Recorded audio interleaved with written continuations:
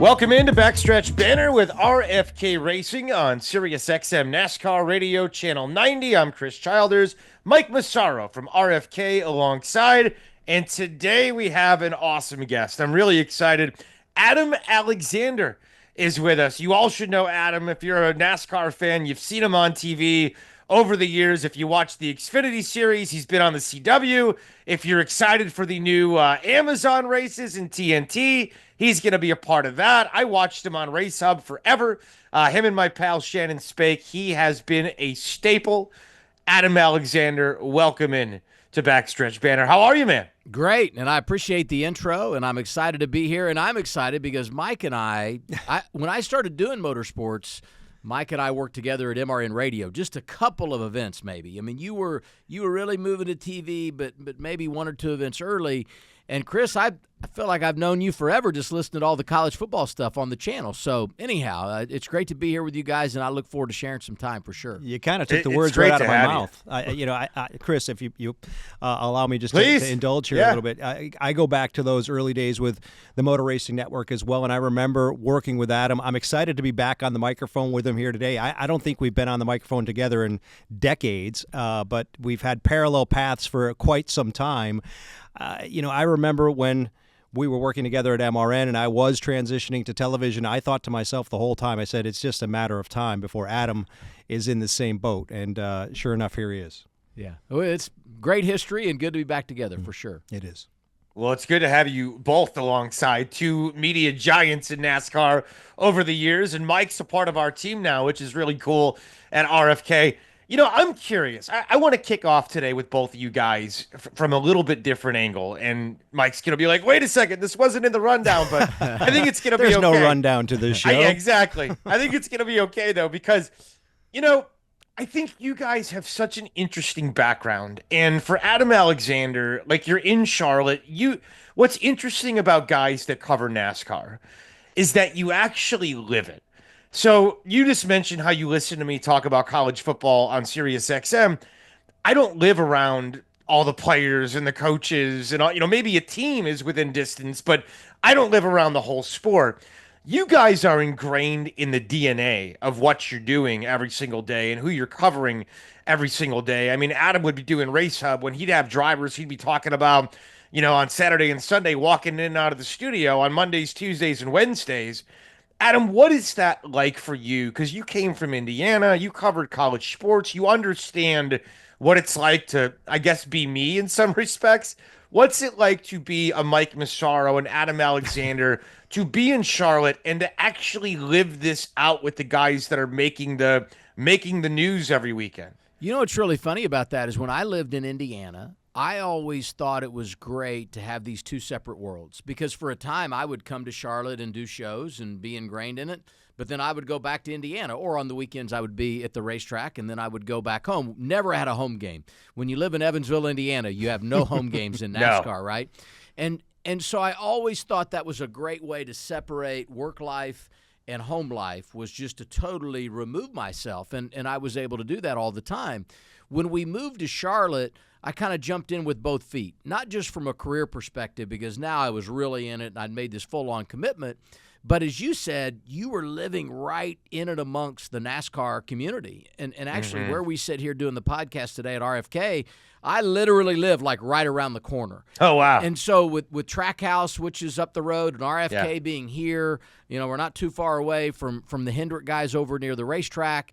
It is very rare if I go to lunch or dinner that I don't run into someone from the NASCAR community. And you know what? I like that, actually. I enjoy being a part of the NASCAR family and seeing folks out. And I think everyone's very respectful of one another, that understands, like, hey, we're not at the racetrack. We don't need to talk shop now, which is nice, that mutual respect that everyone has of one another's time. But I really do enjoy being in and amongst the NASCAR world and getting to, talk shop from time to time from those that are involved in the community as well. It's interesting that you say it was different lives, if you will. I felt the same way because for most of my career, at least from 2003 until now, I lived in Connecticut, and I would travel from Bradley International Airport to wherever the racetrack was.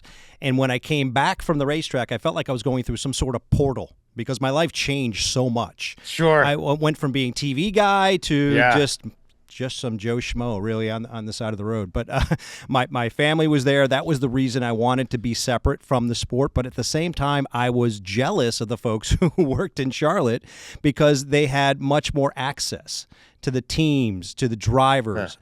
They were part of the inner circle. And to some degree, I felt like a little bit of an outsider when I came back to the racetrack because I didn't have that connection. I'm thrilled to have that connection once again because I did actually have it prior to moving back to Connecticut from 1999 to 2003. I was here in Charlotte and I had that. But for a long time, I was kind of on the outside looking in because I was not a guy who lived in Charlotte. But now that I'm here, I actually enjoy going to those restaurants and seeing the folks from the racetrack. Sure. And I guess I have to learn to be more respectful when I'm away from the racetrack. And maybe I can't approach them in the middle of dinner and say, "Hey, how about Talladega?" So I don't do that. It's just so unique. It's such a unique world because, the NFL is not like that. And MLB and everything else, like literally every team is located in the same place for the most part in NASCAR. And if you're a media person covering it, you're going to, like you said, if you go to Lake Norman for the weekend and have a picnic, chances are you're going to run into some people that are from the NASCAR community that you cover. So I just thought it was an interesting thing to bring up since I have both of you guys that have kind of been a part of that because it's such a unique world for the media that is living in a part of it. Well, with that said, you are in a very exciting time in NASCAR, like everything else. I mean, college sports, rights have changed. Now we have, the SEC's on a different platform and the Big Ten's on a different platform. NASCAR's no different. Streaming has changed the game. You're jumping into that world. I bet you if I would have told you 20 years ago that the way to go would have been an Amazon app on a thing called Roku or whatever, you would have said, no way. That's where we're at. So give us an idea of this new exciting world you're stepping into with Amazon and TNT for the Cup Series, sir. I feel so fortunate that throughout my career, I've always been able, even if I was within one network, my role changed. And so that kind of kept the ball moving for me, which was nice because it really continued to reinvent who I was. And I feel like it went a long way in helping my growth within the industry. And if I wasn't with the same network or at the time when I made the transition from radio to television and started doing things on the TV side, I feel like that in my entire time with Speed Channel and Fox, my role was continually changing.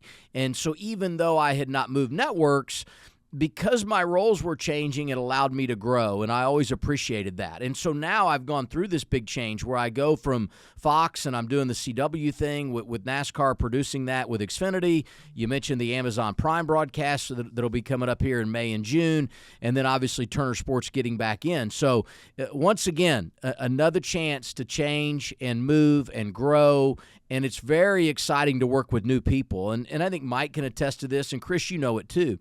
Anytime you get with a new group, whether you're talking about the folks on air or those behind the scenes, it provides an opportunity for growth because you hear the new ideas, and it challenges you in ways maybe that you've never been challenged before. And the one thing that has impressed me most about this whole process is just the high level of respect that everyone has. The new folks that are coming in this new rights deal, the level of respect that they have for the sport of NASCAR. And I've seen it with CW, and I know that NASCAR is producing that, and so that's a little bit of a different, non-traditional setup. But there's a ton of respect from everyone at CW for the folks in the NASCAR world. I look at Amazon Prime. I was quite curious. What's their approach going to be? Because you think about Amazon and what they are in our world today. And number one thing out of their mouth when I met with them is we want to be very respectful for what's in front of us in our approach, and we don't want to come in and make crazy changes. And I know Turner feels that way as well, even though they've been in it before. So I think it's really cool that you can be new and put so much on the line, financially to make this commitment to have the rights, but at the same time come in and be very respectful of what came in front of you. And that's one of the main things that I've noticed from everyone that I'm going to be working for. That's interesting to hear. Still, I've been with networks who are coming into the sport for the first time. They still may not want to upset the apple cart, but they do want to differentiate themselves. Yes. How do you think Amazon will be able to do that? Technology is the big thing, and they have done some tremendous things with their football coverage on Thursday nights. And if you watch that and you're familiar with that, you will notice some of the little things that they have inserted to their coverage that make it different than what you would see on a typical Sunday afternoon, Sunday evening show.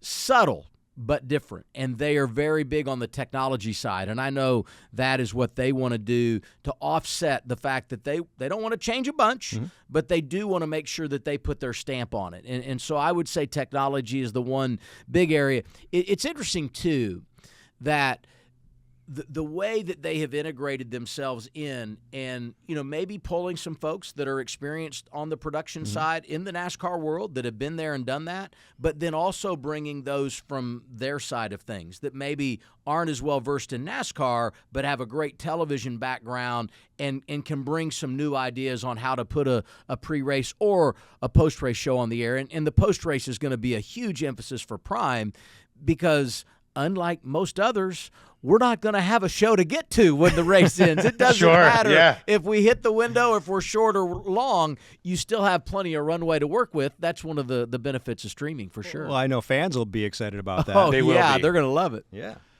Fans will love it, myself included, because I always get kind of bummed out when, I want to know more. I want to, let it breathe a little bit after the race, which I think is really one of the benefits of streaming and the fact that we've seen it become more normal with all sports, whether it be NASCAR or baseball or whatever.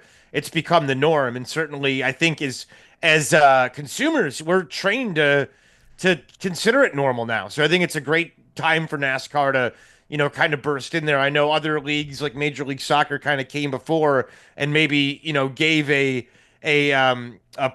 example for NASCAR to kind of walk through and say, okay, this is what works. Now we can do this and maybe do it a little bit better. So it's going to be fun to see how it all goes down. Technology, you mentioned it a few times for Amazon. Fox, who you were with, certainly utilized a lot of it. When you were doing Race Hub, it kind of blew my mind. I would always joke. I would text Shannon, sometimes after the shows, and I'd be like, man, it looked so cool. And yet I know you were standing in front of nothing. I mean, it was green. Give us an idea of how much technology has worked its way into broadcasts for NASCAR, Adam. Well, I would start right there, and I go back to those early days when we were in the old studio over at Fox, and it was a monitor-based studio. And so you really could make it a backdrop of any kind, just whatever you wanted to route to those monitors that were behind you. And then we went next door, and it was this enormous green screen. And it was such an adjustment because, when you were in there with all those monitors, even though everything behind you could change, you could turn and you could see exactly what you were talking about. And then you go in next door to the studio where we were most recently working in the latter years of NASCAR Race Hub, and it was this huge green room. And so they would put the point standings over here, the results from the race, and you would turn and be like, and Brad Keselowski wins at Darlington, and how about Chris Buescher, who was able to get back into the top 10, and there's nothing there, right? I mean, manufacturing this. So from a studio perspective, there was quite the transformation, but the backdrop that you could create was unbelievable. And the one thing that always stood out to me, and I remember giving tours to folks that would come into the studio. We'd go into the old studio, and there were all these little pieces of Scotch tape on the floor with numbers on them. Your marks. And, those are your marks, and that was all for lighting. Well, when you went in the other studio, there were 4 marks.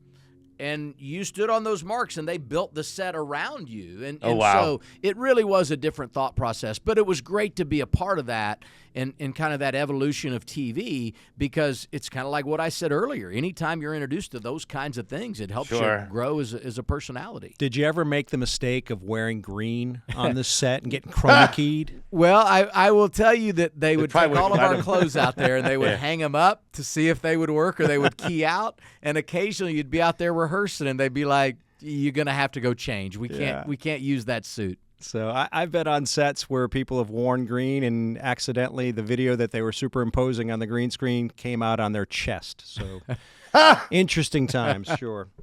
It is. That's the thing, though. As technology evolves, you still have to put on a good product. And I mean, if you're the consumer, all you can see is something that looks really cool.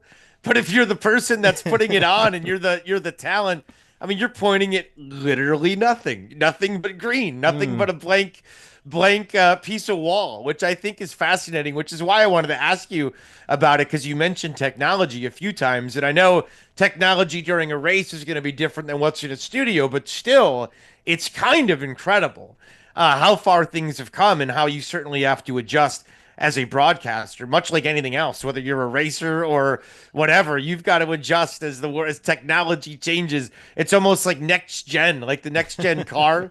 It's next gen for technology in the world of broadcasting. Well, you've done it for a long time. This is an exciting time for the sport. How would you describe the popularity of it? I think we've made some tweaks the last couple of years. Certainly, the cars have been different. We've added some races like Chicago. I know my friends in Chicago absolutely love it. It's become a part of their summer tradition now, and I hope it stays that way. But how you feeling now that you've seen this evolve for so long about where we are from a health perspective, from a visibility perspective, and an accessibility perspective with things like Amazon? I love the new markets. I'm a huge fan of what is happening and has happened in recent years with the schedule. You referenced Chicago, St. Louis. I didn't know that the Gateway would ever be on the Cup schedule, but Awesome. What a great place to be with the sport at the top level of NASCAR just because of how important a market like St. Louis can be. And it's so funny, and I know Mike is going to resonate with this as soon as I say it forever. We knew exactly where we were going to be in March and April and May and October and September. True. And it had nothing to do with kids' birthdays or anniversaries or school graduations. It had to do with that NASCAR schedule because it never changed. You just knew exactly what it was going to be. And now you find yourself like, let's see, is that the second weekend or is that the third weekend of the month, you know? And I think that's great because going to new venues and mixing up the schedule is another way to grow the sport. And Ben Kennedy, in my opinion, has done an outstanding job of finding spots. You talk about Chicago, obviously Mexico City. What happened at the LA Coliseum with the Clash was remarkable to me. Now you bring Bowman Gray back in. You know, Rockingham obviously was on the schedule for the trucks and Xfinity. Across the board, there are some really neat things happening with the schedule. And to me, that is one of the great foundational pieces to, you know, grow the sport and introduce it to new fans. Yeah, that did resonate with me because I do recall where I would be on the 4th of July weekend. That's right. Pretty much every year of my life. That has changed. No doubt, man. It's absolutely one of those things. College football is a lot like that, and they've changed it with with the playoff and all that. We kind of knew when the bowls were, and we knew when the playoffs were going to be, and what. Now it's like, well, February I'll be able to go somewhere with you, wife, but don't ask me till then because everything changes. That's the thing that you can rely on, right? Death and change. They say death and taxes, but not everybody pays their taxes. Let's be honest. It is Backstretch Banter with RFK, Chris Childers, Mike Massaro. Adam Alexander is with us. Let's take a break. We got more with Adam. When we come back, we'll take a look at the world of the Xfinity Series. He's been on the call for the CW, which has done a great job covering that side of things in NASCAR. We'll do that next right here on Backstretch Banter. We are back on Backstretch Banter, Sirius XM NASCAR Radio, Channel 90. Chris Childers and RFK's Mike Massaro, Adam Alexander. Our guest this week, a longtime NASCAR broadcaster who is now with the CW. He is also working with Amazon and TNT. 10 races on the calendar coming to the streaming service combined this year with TNT, which is really, really cool. It's really, I mean, the races that are coming, like the Coke 600, are a lot of fun. It's going to be a awesome way to include Amazon into the NASCAR world and the schedule. Adam, when you look at the schedule of races you have and you're doing play-by-play, I know for you, you've done a lot of play-by-play, but people kind of think of you as a studio guy. To be in this role, to have this opportunity and to kind of be the face of this brand of NASCAR broadcasting, what does this mean to you personally?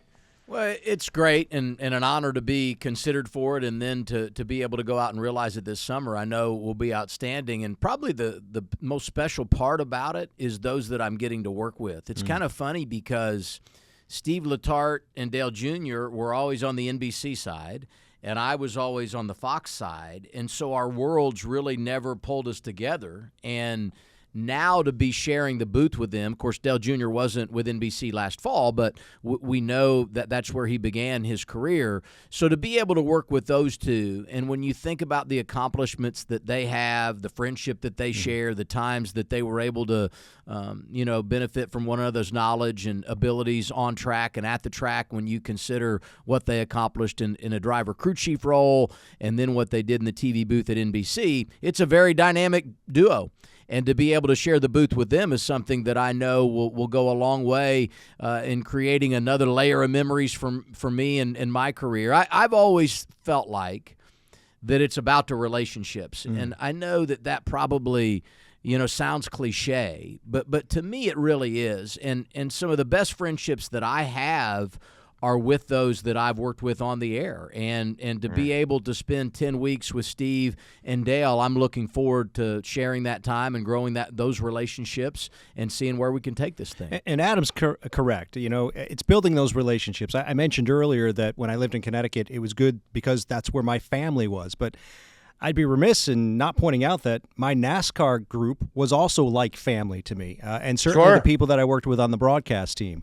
And that's, I think, what Adam is describing right now. You've worked with a lot of great people. You look at the booth right now with the CW, with Jamie McMurray and Parker Kligerman. That's been amazing chemistry right out of the box.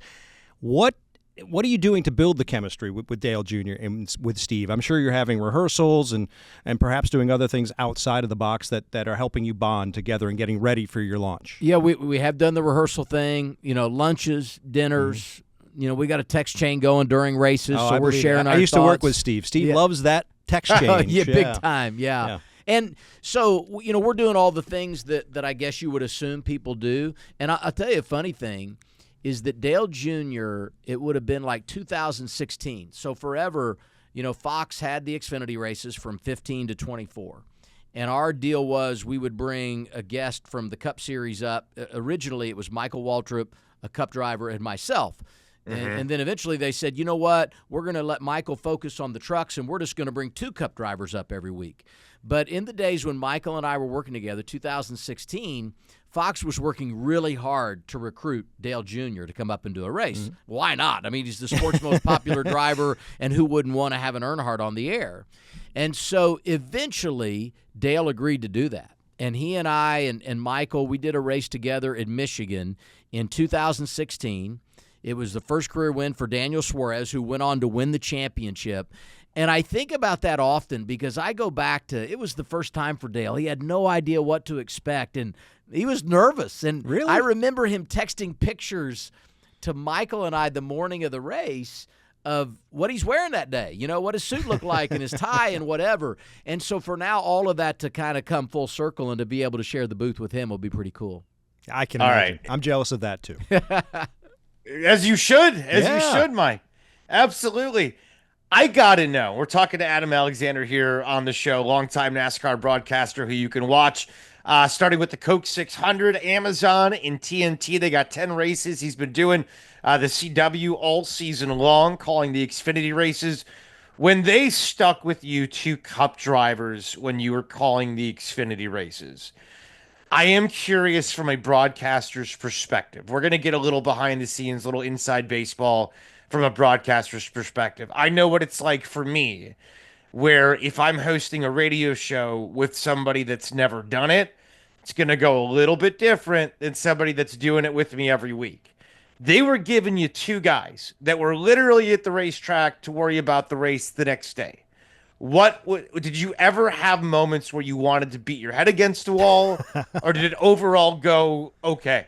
I've got to be honest, I never, ever felt incredibly challenged by that or frustrated by that process. I will say when the idea was pitched to me, like at the end of 2014, I had put together what my next the contract was going to look like with Fox, and it was going to be to do the Xfinity Series. And I was like, this is great. I mean, I couldn't have been more excited. I'd done some truck stuff, but I was going to stay with Fox and do Xfinity, and I was excited.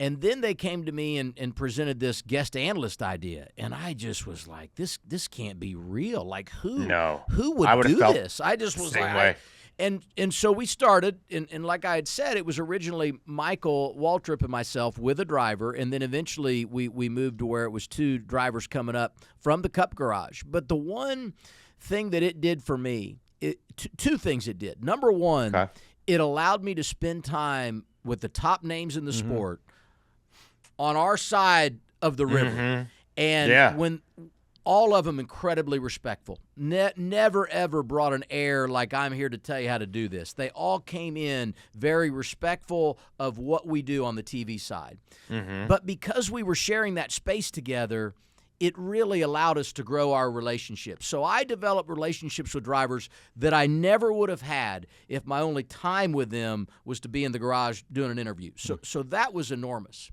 The other thing that was great about it is because you weren't in the meetings all week with these guys and they didn't have all the same prep and didn't put the same time in that you did, it really changed the way you went about conducting the broadcast. I think it made me more casual, more laid back, more of a conversation between 3 guys instead of it being a true broadcast feel. Like hardcore race. Yeah, sure. And that really changed my overall approach and cadence, and I feel like it allowed me to take some steps that I probably never would have taken if I weren't put in that situation. So across the board, although that time when it was originally presented, I was a little bit like, you can't be serious, and I was scratching my head. At the end of the day, it really created something in me that I probably never knew existed. Interesting. Very interesting. I think you worked with Brad a time or two. A lot. Kozlowski. Yeah. How was he? Was that a relationship that grew? Yeah, I'm going to tell you, absolutely, 100%. And I will tell you that with the uncertainty of the new TV deal, Brad reached out to me as much as anyone. I mean, Brad would just call, man, I'm just checking in, and we'll make sure everything, Brad was a very, very supportive of me away from the racetrack. Nothing to do with RFK, nothing to do with TV. Just he became, very good friend. And so I always appreciated that. And so, yeah, our relationship changed a lot. And it was just because we got to share that time together and there was a lot of mutual respect that was exchanged there. And I know Brad really enjoys his time in the television booth and takes that extremely seriously. He's able to compartmentalize, if you will. Puts that helmet down in the transporter and then puts the suit and tie on and goes up to the booth and completely engages with that platform. I mean, that's something he takes extremely seriously, and I'm sure he's learned a lot from you as well, Adam. What's funny about that, though, you talk about him compartmentalizing. And I've always admired Brad's ability to do so many things. I mean, you guys know here way better than I am. He's not just a Cup driver, but he owns the team, and he's got businesses and all of that stuff. And you would be over there in the middle of a race, and Brad's got his phone out, and you're like, I don't know if I should set him up here. And you would kind of just drop it to see if he picks it up. And he would put the phone down and he'd be like, well, and what's happening here? And I'm like, this is unbelievable. He's able to do 3 things at once. But Brad, very talented in many ways, for sure. Yeah, being able to do 3 things at once is critical in the world of television. Yes. It is. And I'm glad that Brad has a future in TV if, in fact, he decides to hang it up someday from the racing side. But he's got a pretty busy world as an owner in this sport as well. I'm curious how, as long as we're talking about the driver of the number 6 car and the co-owner of RFK, Adam, you cover this sport. What do you think about number 6 and the luck? I mean, we know that it's got to be changing, right? I was watching again this past weekend in Texas, and I'm like, my God, at some point, something good has got to happen. But how have you viewed this year for Brad? I've been surprised, and the biggest surprise to me is just, how good things have gone at times for both Chris and Ryan, and how it's been the complete opposite end of the spectrum for Brad. And I would be a little concerned if you just thought, we've turned a corner here. But I don't in any way, shape, or form think that's the case. I mean, I just look at Brad and I see moments like he had at Talladega and what we saw Sunday at Texas. And, I thought Kevin Harvick did a really good job Sunday of making a point on the residual impact of a bad finish. You have a bad day. You use the metric to figure out which practice group are you in. You use the metric to figure out when are you going to go out for qualifying. And if you go out early in qualifying, sometimes, a lot of times, that can be a disadvantage. Mm-hmm. And now you've taken last week's finish that didn't go well. Mm-hmm. You have to go out early. You don't qualify where you want to. You don't have a great pit selection. And now you start this race behind the 8 ball when you need to go out and perform. And so, to me, Brad is 1 or 2 weeks away from getting on the other side of it. You have a good run. You have a good qualifying spot. You go out, you put it on the board in a good position. You get a good pit stall, and now you can make something out of it. It's hard in this day and age to make it into the playoffs without a victory. And when you look at where, Brad is right now from a point standpoint, long way to go to get there on points. But yeah. I fully believe when you look at the collection of tracks that are coming up, Brad's going to have a real chance to get where he needs to be and where we would all expect him to be. And the good news is, as Adam just pointed out, all you need is a win, right? A win, and you're in the tournament, so to speak, in the playoffs. So Brad has said on occasion, I just want to throw this out there, that he's looked at the formula for winning the championship differently in the last few years than maybe you would have 10 years ago, because now, as we saw just a year ago, it's all about peaking at the right time. So you get that win, you're in, and assuming you can peak at the right time, you can still compete for the championship. And Joey didn't win last year, and I'm not going to say their performance wasn't where it needed to be, but they didn't win last year till late June. You win in late June, you get into the playoffs, and then once you're in the playoffs, just go out and make it happen, and that's what he did. And I would say if you surveyed the garage, and they're way more knowledgeable about this than I am, if you surveyed the garage and you said, hey, what do you think about what's going on over there, they would all say it's a matter of time before the ship gets righted and they're where they need to be. It's going to happen. We're just really eager and anxious for that to happen at RFK.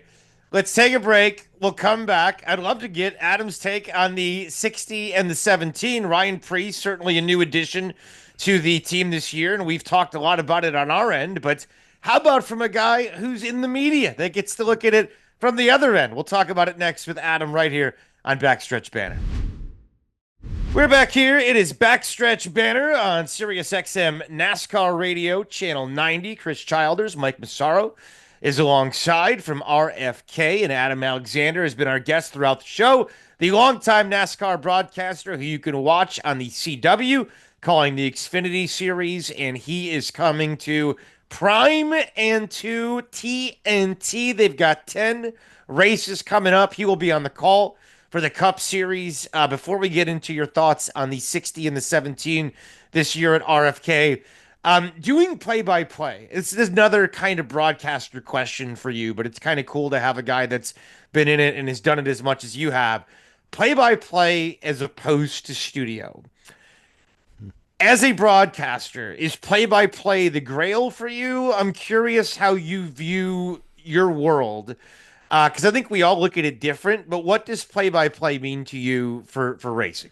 I would answer that this way. I had an intern a couple years ago ask me a question really that I had never been asked, and they said, what's the best part? And I paused because, as we know, when you get to do this, regardless of what role you play or where you fit in, there's a lot that's great about what we get to do, talking sports for a living, being around sports and athletes and all those things. But as I thought about it and what's the best part, what I shared was the best part is when the show is over, and not that your work is done, not that part of the show being over, but when the show is over and you know it went like it needed to go. I mean, the satisfaction of that, I just can't explain to you the feeling it gives you when you know you did it. And there's so many people involved in making that happen. And I remember the days in the studio when you would walk out and we had that big barn door, and when it would open and the folks from the control room were walking in and they knew that it went well and you knew that it went well, and that embrace is just magic. That's all I can say. So that's my favorite part, is when the show is over and you know it went well. And to get to the question of what separates studio and at track, there is nothing more difficult to me than executing a live event. I just think that is very, very challenging. And to me, it doesn't matter what sport. I've done some football and basketball and obviously a lot of racing. It's hard to do. And you never know what curveball's coming next. And so the level of satisfaction that you feel when you execute a live event and you know that you won, so to speak, is really, really cool. So I would say that the challenges are greater with live event than studio, because studio you have a script and you have basically an idea of where you're going. But either way, when you're doing live TV, if you can execute it, it feels really good on both sides, I would say. That's an interesting aspect. I think broadcasters kind of have their own, and that's a cool way you put it. And I've been there, man. You do something big and you get out of there and you're like, all right, we got it done. There was a lot put into this, a lot of planning, but at the end of the day, it is like you're in victory lane. I think it does kind of have that level of satisfaction. I think that's a cool way to put it. Adam Alexander, our guest today on Backstretch Banter. Well, let's talk a little RFK. We got your thoughts on Brad, and I think we all agree that things are going to turn. And I'd rather the struggle now than later on in the season. Hopefully, as Mike said, you peak at the right time, and we kind of look back and laugh at all the bad luck that we had. But you look at Ryan Preece, new to the team. We've had him on the show a couple of times. We love him. We love his energy. We love his attitude. We love the Connecticut swag that he brings to the team.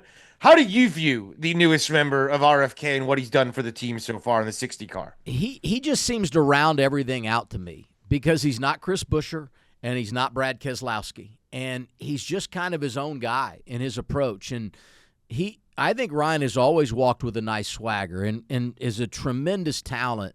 And I have been very, very impressed this year at what he's been able to do, because you just look at the depth in the sport right now and the resources that some of these teams have and the growth that some of the organizations are going through. It's hard to add a team and to carry the expectation of winning races and playoffs. And you look at what Ryan's doing, and it would be hard to not expect winning a race and making the playoffs. That's where they've kind of set their own bar, just because of how close they've been to winning and where they're positioned when you look at the points and having that opportunity to get in and qualify for the postseason, even if they don't win a race. So I've been impressed, and I just love the way Ryan's personality fits between Chris and Brad when you look at the driver lineup right now, the trio that leads the way for RFK. Yeah, he's been intense, and I think Chris alluded to the Connecticut swagger. Yeah, thanks for pointing that out. That's right. Yes, absolutely. Yes, sir. One thing that I've said repeatedly, and I just want to get your take on this, is that it's incredibly impressive to me that team essentially came together as an expansion team, if you will, right? So they came together in the offseason. A lot of new people on that team coming from other organizations, gelling, much like you will with your new broadcast partners. But they immediately performed on the racetrack. So for me, that's what stands out. Not just that they're doing well, but they've been able to do well with a team that didn't even exist a year ago. But here's the thing that I would say to that. Brad Keselowski, we were talking about Brad, and not to bring Brad back into it, but the one thing I would say about Brad, for all the issues that he's had this year on track and the things that have not gone their way and the bad luck and so on, Brad, at least outwardly, and maybe you guys have seen different things in meetings and whatever behind the scenes, but Brad outwardly has stayed very positive and optimistic. He has. And I have great admiration and respect for that. But I think that style of leadership is what opens the door for everyone else to continue to have success. And the other thought about Brad is not only is he a great leader by the way he goes about his business, but Brad is someone who is an incredible identifier of talent. You talk about an expansion team, but this guy just continues to hit the ball out of the park with the selections that he makes. Look at some of the drivers that have been a part of Brad's organizations in the past in the truck days and what they're accomplishing. Tyler Reddick and Chase Briscoe, Daniel Hemrick, who won an Xfinity championship. I mean, there's Ross Chastain drove for Brad for a while. So there's a great list of drivers that are now doing things at the highest level that Brad a long time ago saw something in them and said, I want to make them a part of what I do. He was very quick to point out, Chris Buescher's going to drive to 17, and I think we all know what Chris has done. And now you look at Ryan and the group that's been assembled around him. hey, credit to all those involved, but a lot of credit, I think, goes to Brad for the vision that he has and his ability to handpick the talent that's going to go out and be successful. Yeah, an excellent point. He's got an eye for talent. He's brought a lot of drivers into the fold, much like Jack Roush did. Yes. Jack obviously gave a lot of upstart drivers their opportunity, and many of them made the most of it and became superstars. So it seems like there's a lot of parallels there. No doubt. You've covered the sport long enough, I'm sure, to have some feelings on Jack. And Jack, this team went from the Roush Fenway to RFK. We've added a couple letters over time, but back in the day, man, we have had many stories told about Jack and how hardcore things were and the Gong Show and all that. So do you have your own Adam Alexander impressions and thoughts of Jack Roush and his legacy in NASCAR? I'll just tell one story, and that is that I don't know what the year was. It would have been like 2012, 13, somewhere in there. We were at Kentucky doing a race for TNT. Turner had that 6-race summer series, and I was working with them at that time. And every week we would go to a driver's motorhome, or a driver would come to Larry McReynolds' motorhome. Okay. And we would do just kind of this off-the-record chat, right? Yeah. And at Kentucky, it was a 2-day show. Xfinity showed up and practiced and qualified, raced Friday. Cup would practice and qualify on Friday and then race on Saturday. So you had all of this content packed into 2 days. And because of that, you couldn't get a driver. I mean, drivers could never come and be a part of our meeting. So we would get an owner every year at Kentucky. And this particular year, Jack Roush was going to join us. And I didn't know Jack well. I mean, as you guys know, Jack's not one to spend, much extra time. If he needed to do an interview, he would, but not a lot of extras. And so Jack came in, and I was very curious and probably a little nervous and intimidated, honestly. Sure. And Jack came in, and Larry was just the most gracious host. And Larry said, "Jack, can I get you a Coke? Can I get you water? What can I get for you?" And Jack said, "I'll take a cup of water." And Larry goes over to the refrigerator, and he pulls out a bottle of water, and he opens it, and he hands it to Jack. And Jack said, "Oh, I'll never drink all that." And Larry was like, "Oh, Jack, don't worry about it, man. I got 3 kids at home. They leave them bottles of water laying around, and whatever." And Jack just goes stone-faced. He goes, "I'm not going to waste the bottle of water."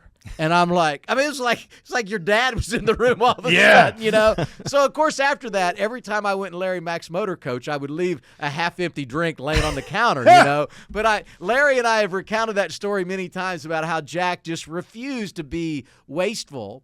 And really it speaks to, where we're sitting now and what he was able to, build from the ground up just because of his attitude and his approach.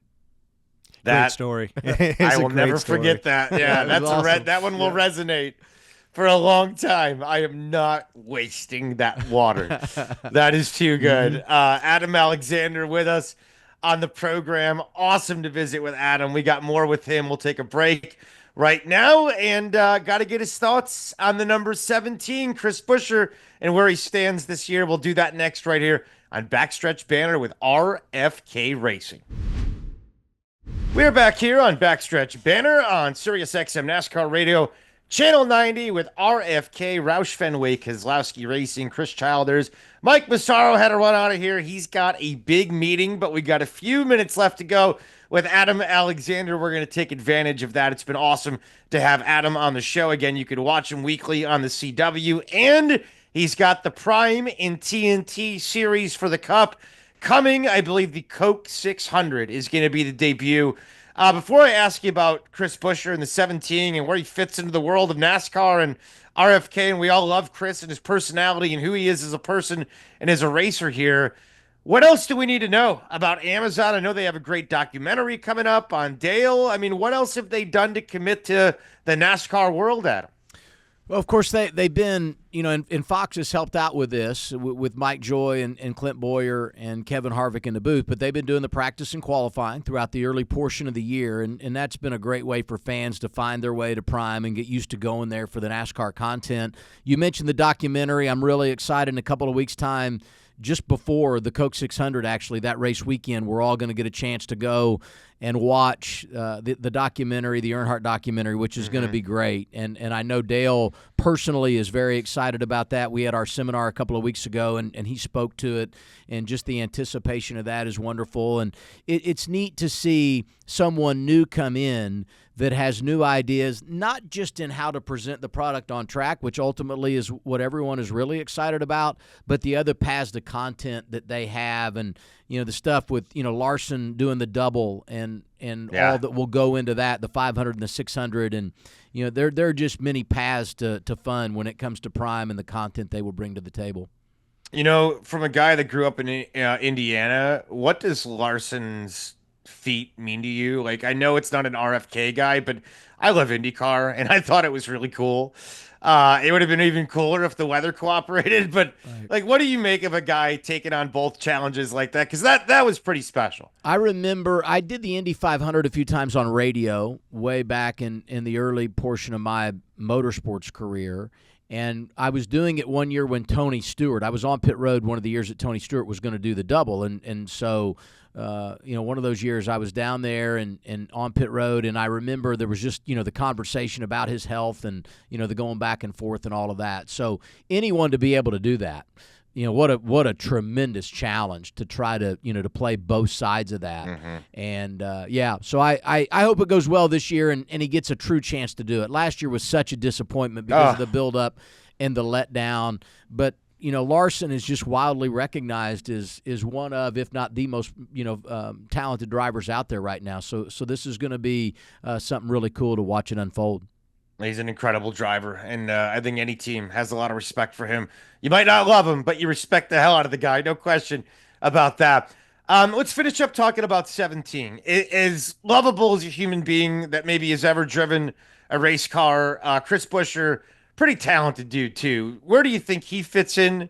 And I think he's going to win this year. How do you feel about Chris? I certainly believe he'll win, and we've seen since the Easter break, the Fords have really started to put some things together. And, with 2 wins, Cindric winning at Talladega, obviously, and everyone here knows how close Ryan was to getting that win. So, obviously, the RFK Fords were very fast at Talladega. And then we saw it again, last week. And, Joey gets the win, but Ryan was strong. And then, Chris was outstanding in that race as well, and I thought Ryan showed tremendous speed at Texas as well. And so, I think with Chris, it's just going to be right place and right time. But the one thing that really benefits Chris to me is that if you look at where he's won his races, he's done it at all different kinds of places. He has. And, yeah. Some people are kind of pigeonholed into you got to be here probably for this driver to have a chance. And you just don't feel that way about Chris Buescher. And the one area where he probably, could jump up there and get it done is on one of these road courses we have this summer. And I know everyone seems to go to, well, this is where Shane Van Gisbergen can take his chance, or A.J. Allmendinger. Yeah. And the reality is Chris Buescher is as good and consistent as anyone when it comes to road racing. So it's anybody's guess where that could happen. But I feel confident that Chris can win, but I'm not sure with as consistent as he is that he needs to win. I feel like he and Scott have got a great handle on how to manage a race, gain points, and so regardless of how it happens, I believe they'll find their way into the playoffs in the fall. Well, we love Chris Buescher. We love Scott Graves, and those are 2 people that are really easy to root for. Yes. So we are hoping that they're going to be in victory lane, if nothing else, in that field of 16 when it's all said and done. Adam, it has been a pleasure to have you on the show. Everybody watch the CW. Check out Amazon Prime. Check out TNT. You're the man. It's been a real honor to hang out with you. Thanks so much. No, thank you for having me. This has been outstanding. I've enjoyed it and look forward to doing it again soon. Yeah, please do. And don't be a stranger. It's been a lot of fun for us as well. And I think kind of cool to get outside the team and kind of take a different look at RFK from somebody that covers the sport so closely and it's not around our team all the time. Great to have him. Adam Alexander. That'll wrap it up. We appreciate everybody for checking it out this week. And thank you for listening to Backstretch Banter with RFK on SiriusXM NASCAR Radio, Channel 90.